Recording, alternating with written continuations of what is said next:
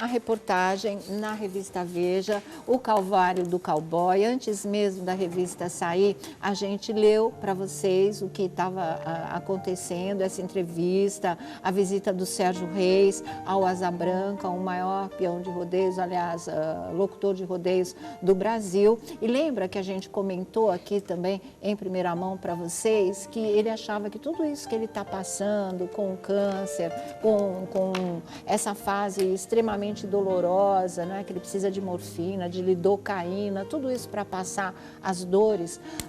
Ele achava que isso era um castigo pelos maus tratos que ele dava aos animais e por ele ter sido de rodeio, que maltrata os animais. Claro que o pessoal do rodeio já veio com nota daqui, nota dali, que não é nada disso, que eles protegem os animais. Eu odeio rodeio, faz anos que eu falo isso. Felipe também, acho que conserva a festa, a tradição, os shows sertanejos, alguma coisa da comida, mas não o que eles fazem na arena, que é uma crueldade. Queria ver o touro ou os cavalos montando nos peões e fazendo o que eles fazem para ver se eles iam gostar dessa história. Mas eu também torço sempre pro touro, sempre, sempre, sempre. Enfim, nós lemos e aí depois, com a reportagem completa, tem alguns trechos aqui e no dia a gente ainda tentou consolar ele, já foi, não adianta, não é isso, não sei o quê, mas quando você lê, gente, o que ele fala, o que ele descreve, é uma coisa que dói no coração, que eu acho que até do pessoal que ama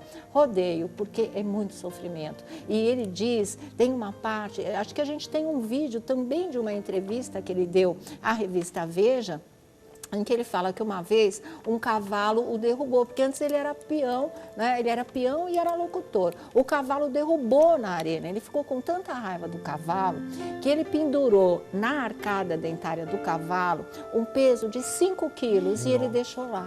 Ele deixou uma semana. Quando ele voltou, claro que o cavalo estava morrendo, a dor era imensa, ele não podia tomar água, não podia se alimentar, não podia mais ficar em pé com aqueles 5 quilos pendurados na boca. E ele lembra, olha como de alguma forma a gente guarda as coisas erradas que a gente faz também. Ele lembra muito da dor do cavalo e ele lembra quando ele foi tentar tirar o peso, que não adiantava mais, porque já estava tudo comido, já tinha apodrecido, já tinha vermes. E hoje ele diz que quando ele sente essa dor aterradora na boca em função do câncer, né, que se fosse fazer a cirurgia custaria a ele metade do rosto, mas nem essa cirurgia ele pode fazer mais, é o cavalo que vem à mente dele. É do cavalo que ele lembra. E aí é que ele avalia que essa dor que ele sente pode ter sido a dor daquele animal do qual ele se vingou dessa maneira. Mas isso é da experiência dele. E ele fala de outras coisas, de encher de arame farpado pneus e jogar no pescoço dos cavalos antes deles entrarem na arena. E ele lembra muito bem que ficava escorrendo sangue pela crina do cavalo por causa de todos aqueles arames, né? Aquelas pontas do arame farpado, e aquilo era para o cavalo, sabe, pular muito mais. E ele via aquele sangue escorrendo pela crina. Gente, ele não está mentindo, né? Ele está num momento delicadíssimo da vida dele. Ele está fazendo um balanço de tudo isso que ele viu nesses rodeios. Como ele disse que via também o pessoal colocar uma alça cheia de pontas, atravessar a barriga, colocava nas costas do cavalo, ia até embaixo da barriga e depois o peão apertava aquelas taxas na barriga do cavalo para ele sair pulando feito doido, porque o pessoal acha que isso é carinho com o animal, né? O que vale é o espetáculo. Aí são aquelas cenas em que ele usava muito o helicóptero para chegar aí nos rodeios. E ele fala o seguinte aqui, olha, dos rodeios grandes aos pequenos, a festa era de alegria para o público, mas de dor e sofrimento para os bichos. Ele diz ter visto competidores usar um aparelho para emitir choques de 12 volts com o objetivo de fazer com que os bois saltassem de uma forma mais frenética para garantir boas notas diante dos juízes. Ele, como é que fala aqui? Havia também tropeiros que colocavam arames no sedém, a faixa de couro enrolada na região da virilha do animal com o mesmo objetivo. Eu via tudo isso na época, mas eu não me importava. E ele fala que, olha, Quando eu era aprendiz de peão, eu amarrava arame farpado em pneus para depois jogar no pescoço dos cavalos. O sangue escorria pelas crinas enquanto os animais saltavam com dores, né? E ele teve inclusive um tombo em que ele quebrou 4 costelas, essa coisa toda. E ele vai falando muito mais, viu, gente? Deixa eu ver se tem mais alguma coisa aqui. Não, aí é que ele fala que dos rodeios realmente, olha, o maior arrependimento, no entanto, está relacionado à sua participação em espetáculos em que os animais eram maltratados por ele e pelos outros peões, com incentivo dos organizadores dos shows. Ao fazer vistas grossas a isso em troca da fama, Asa Branca acredita que é um castigo divino que caiu sobre ele na forma da sucessão de problemas de saúde. E ele diz: estou pagando toda a dor que causei e incentivei os outros a causar nos bichos dos rodeios. E aí agora chega a informação que por essas declarações ele está sendo ameaçado de morte. Que isso, gente? Ele já está numa fase tão difícil.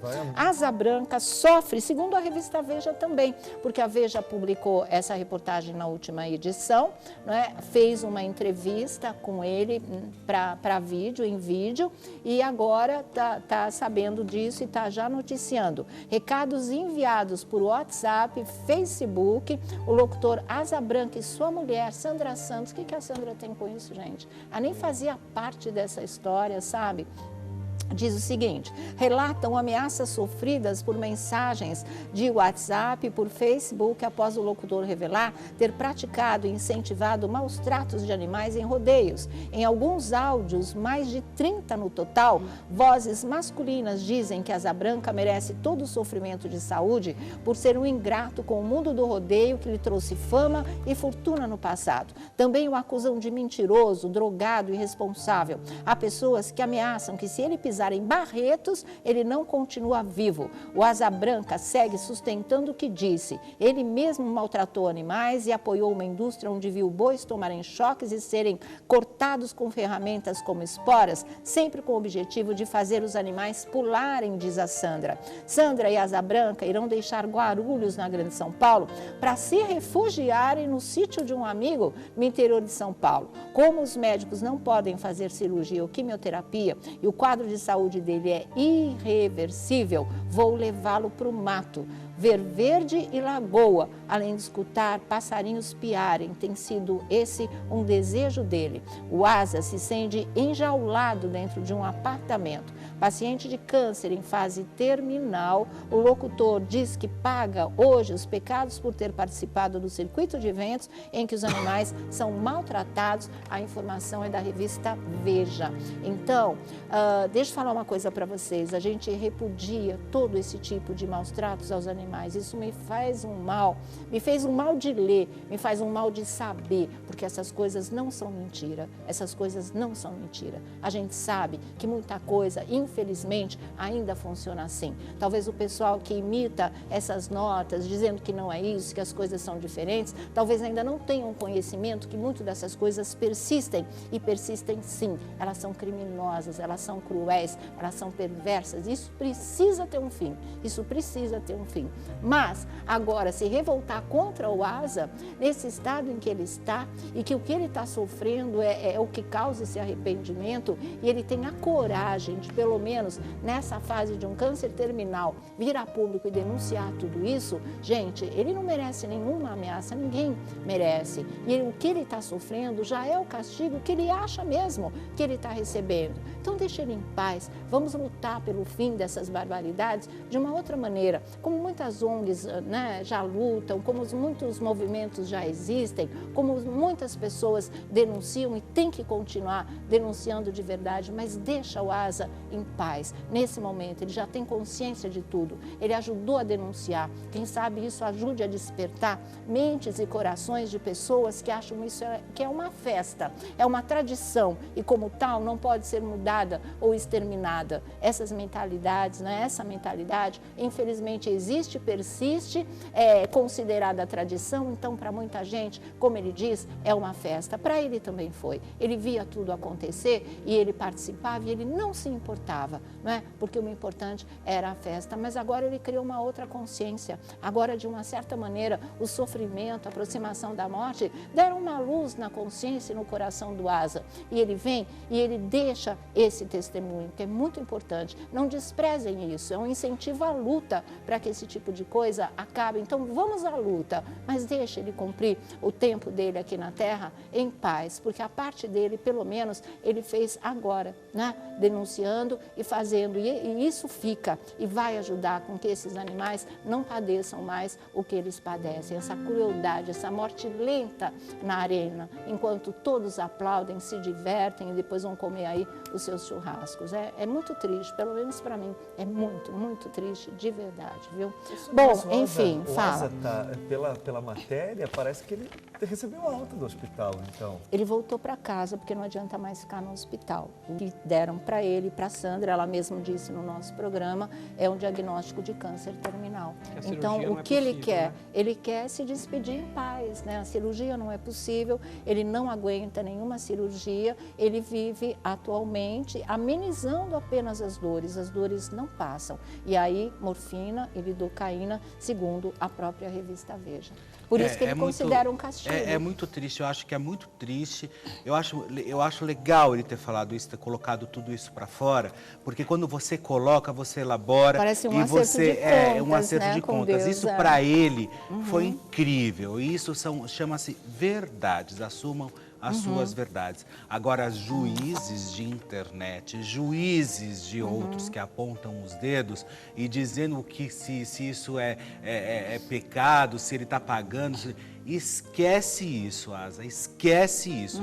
O que você precisa agora é de dignidade, é ficar quietinho, é curtir aí, ficar na sua e deixa essa gente falar, de morte, né? Ele não sabe? precisa. Que é isso, Ele gente? não tá eu não vejo como denúncia, eu vejo como arrependimento. Faz Sim. parte do ser humano se arrepender. Sim. Ele está falando por ele. É uma confissão. Ele está arrependido. É uma confissão. Só isso. E ele está falando que foi ele que fez. Ele? Não, que ele está fo- falando que todos Não, faziam. não, né? ele tá falando tá dele. que Mas ele todos assumiu os faziam. erros dele. Sim, E sim, ele está sim, arrependido. sim. E agora, o que me chamou muito a atenção é ele remeter a parte dele, a boca dele, com aquilo que ele fez com o cavalo. Não é um despertar da consciência? Cara, claro que é. Olha, claro que porque é. E justamente no maxilar, né? é isso. Exatamente, exatamente. Porque é no mesmo lugar que ele fez o cavalo sofrer e é justamente no Sim. lugar onde ele Onde ele sofre.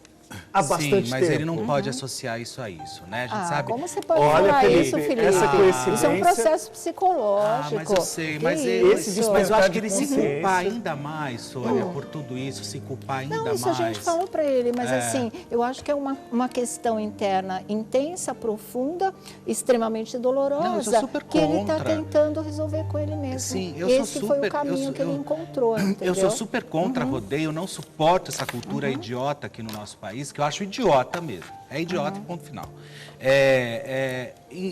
Eu só acho que ele não precisa agora ficar com esses pensamentos e ficar dessa forma. Não, a gente pensa porque a entendeu? gente está de fora, mas dentro dele esse processo existia. Tá na cabeça e tá dele, se ele tá desenvolvendo. sabemos que E tá se existe, desenvolvendo. né? São Mas- questões que a gente tem que trazer à tona para conseguir lógico, resolver. isso é Esse é o verdade. processo que ele está atravessando, né? Bom, mas olha, chega, né? Acho que a gente falou tudo que tinha para falar. Quer fechar com mais alguma coisa que eu vou girar a roda? Não, é porque você falou que parece que tem um vídeo. Essa é Sim. uma entrevista que tem vídeo Que tem também. vídeo, basta vocês acessarem, eu acho que é a Veja, né? Ou uma sessão de vídeos da Veja, tá tudo lá, ele conta o que está aqui e muito mais. Inclusive essa história do cavalo, do maxilar, não está na entrevista impressa, tá só no vídeo mesmo, em que ele fala e vocês podem consultar.